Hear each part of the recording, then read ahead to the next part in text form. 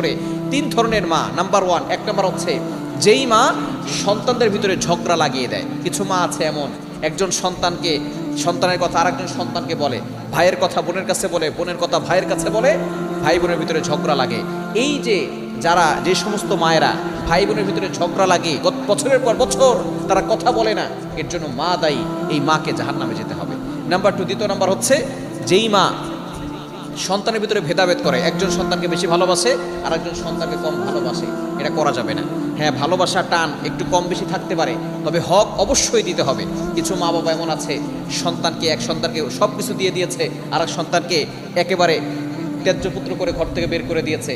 খবরদার, আপনি ছোট্টবেলা থেকে সন্তানকে সুন্দর শিক্ষা দিবেন এবং তাদেরকে বুঝাবেন, এবং অবশ্যই সবাইকে সমান চোখে দেখে তাদেরকে ভালোবাসতে হবে। ভেদাভেদ করলে আল্লাহ পাক রব্বুল আলামিন এটা পছন্দ করবেন এবং তাকে জাহান্নামে দিবেন। এবং 3 নম্বর হচ্ছে যেই মা সন্তানের উপরে বারবার